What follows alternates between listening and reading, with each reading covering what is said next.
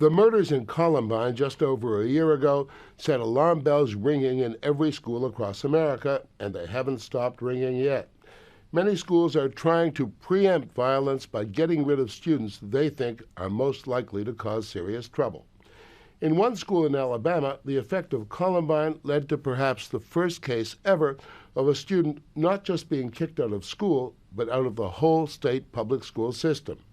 As we reported last March, he wasn't just a student who misbehaved, but one who was considered disabled, emotionally disturbed.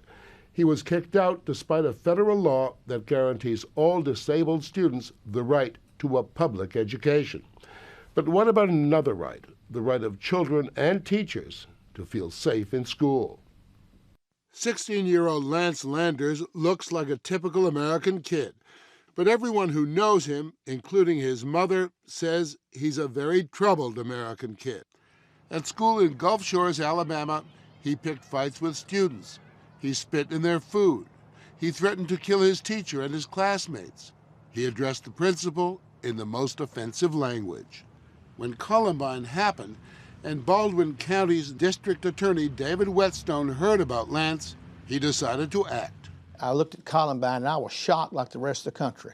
And then I found something in my school I thought could be the same thing. And we had to take a stand. I think in Columbine, if you could have removed those kids before the acts took place, that would have been a preferable act to do. What you're saying, in effect, is that Lance will probably kill somebody if left in the school system. I think there's a chance that he will act violently because that has been his situation throughout his life.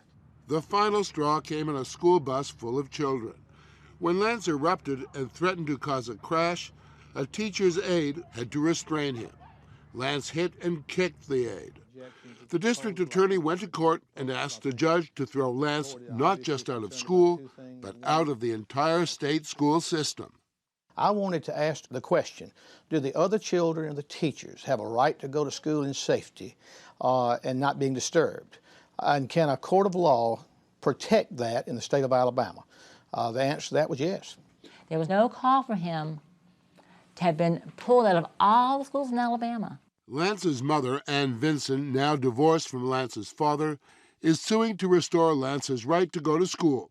She says he isn't a monster child, but a troubled kid who needs help and an education. No excuses. What he did was wrong. He's having to learn that he has to face consequences for his actions, and we want that.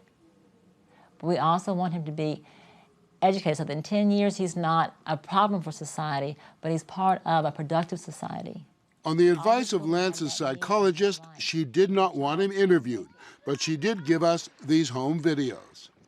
Lance has been troubled since early childhood, and no one can figure out why. His 6 brothers and sisters have had no behavioral problems.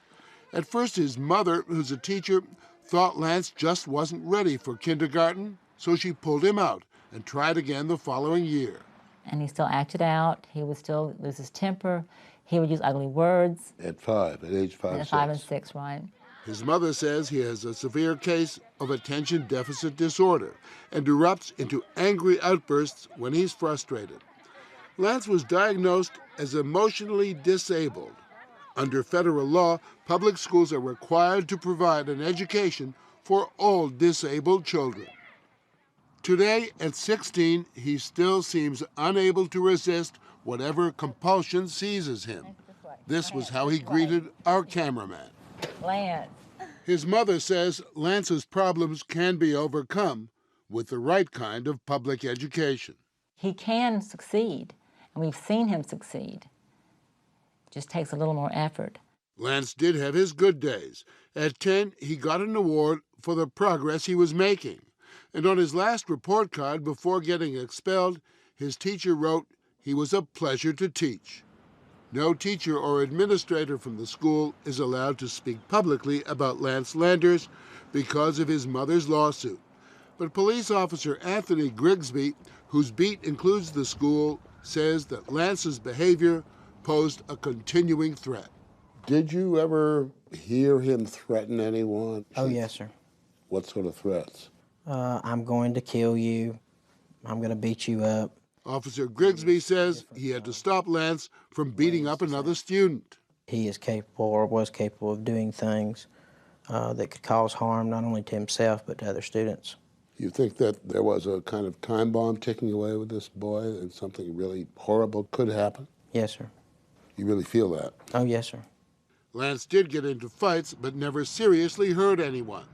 The school hired teachers' aides to keep him under control. One, a man who rode the bus with Lance. Another aide, Eliza McGaster, who was hired to sit next to Lance in class. I was supposed to be with him everywhere he went but to the bathroom. He used pretty rough language right to the principal, didn't he? He told him, I'm tired of this school. Sick of these teachers always telling me what to do. When they told him about that, he stopped saying that and he'd say, freaking. Did his behavior affect the class in any way?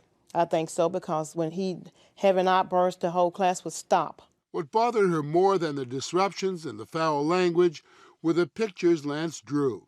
In this one, he drew himself holding a bat, standing over another child who appears to be dead.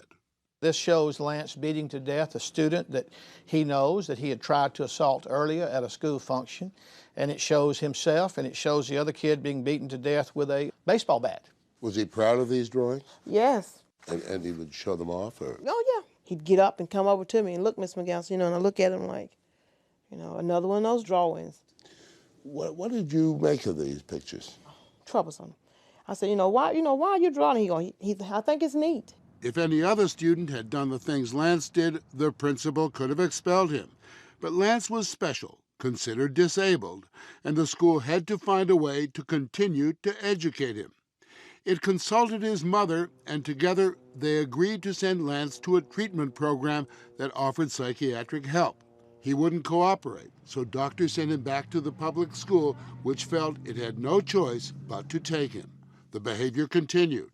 The school assigned Lance his own private teacher. That didn't work out. His mother tried homeschooling him, but he was violent there too. She called the police a number of times. He assaulted her? Yes. Well, what did he do? He had taken a stick, I think it was a metal pole, and he struck her with it. I don't think you call the police unless you really do feel in your heart this is a quote-unquote dangerous situation. No, not dangerous. It wasn't that. I just wanted to teach him a lesson. I was trying to get through to him. I was trying to reach him. I didn't know how else to do it. The school finally recommended that Lance go to a special public school for at-risk children. The closest one was an hour and a half away. His mother refused, said her son could not handle the daily commute. So he was put back into his regular classroom. Because of his status, of his special protected status, he was allowed to continue to do the acts and get worse and worse and worse. Is Lance himself aware that he's got this, what you would call, I guess, a free pass? Yeah, Lance just said, you can't touch me. I'm special. Well, I wanted to touch him. I wanted to let him know that somebody could touch him, and we did.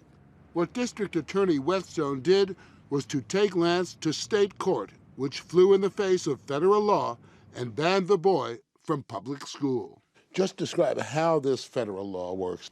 If you fall under certain type of disabilities set by Congress, then you cannot be disciplined as other children. For example, if you threaten to hurt someone at school, you are protected more so than all the other children. That's because the lawmakers felt that disabled children needed more protection. If you have a handicapped child who's not getting the special education he needs. Until the mid-1970s, when these public service ads were broadcast, schools were allowed to exclude children they considered too difficult to educate. You're watching a civil rights march. That all changed in 1975 when Congress passed a law forcing public schools to accept the disabled and to protect them. Lance had the same rights as any student in a wheelchair. Prior to this law, 1 million children were totally excluded from schools in this country. Robert Silverstein, an advocate for the disabled, helped write the law. Why was it necessary to lump children who are considered to be emotionally disturbed and even bullies in with children who are physically disabled? Congress recognized that whether it's a physical or mental disability, all children under the Constitution have the civil right to a free and appropriate public education. Did the writers of the law, including yourself, have in mind particularly violent or potentially dangerous children? Absolutely. And what we had in mind is to find out what the problem is, come up with solutions that work. There are mechanisms in the law for schools to keep potentially dangerous students out of class, but they can involve long, drawn-out legal proceedings, and many schools fear the consequences. We have schools so afraid they're going to be personally sued because they have not given someone all the rights under this Disability Act that they're afraid to do anything.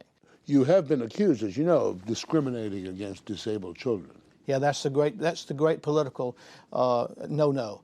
And what I'm trying to do is prevent violent people from attending school. And it would not make any difference to me if he was disabled or not. So you would have the law changed to make it easier to get rid of the Lances of this world. We have to, because the Lances of this world are in every school system out there. And when you find one that poses a danger to the other children and the teachers, then the school systems ought to have an easy way to remove them. These people would agree. They represent school boards from across the country, and they're lobbying Congress to pass legislation this year giving schools the same authority to discipline disabled kids as they have for all other children. My concerns are that we will go back to the days where if it is inexpedient to serve somebody, if the person is perceived to be a problem, perceived to be a danger, is expensive, these folks are going to be on the street. I'm terribly concerned about that. It scares me. You're creating a really dangerous precedent because this could ultimately be interpreted as somebody who doesn't fit in. Great, we'll get him out of here. I think that's a great fear. But the other precedent you would establish is let them stay in there without regard to what they do. Let them call the teachers' names. Let them threaten to kill. Let them assault the teachers. That's the other precedent we have now. Let me ask you a question. Which is more dangerous? A child who is in a classroom learning, or someone who's out on the streets not learning, becoming angry? For Lance, it's neither the street nor his classroom. As punishment for the bus incident, a state agency sent him to Glenwood, a tough private institution for troubled kids. We have not given up on Lance, and we won't give up on Lance. He's part of our family, he's part of us, and I think that he deserves a public, appropriate education. And I truly believe that when he finishes his program, he'll be able to attend a school, a regular public school, and do well. That's if he wins the right to. When he's released, he'll still be banned from all schools in the state if David Whetstone has his way. I hope he gets a good education, and I hope he becomes a good person. But as long as he's going to act the way he is, he's not welcome in the public schools of Alabama.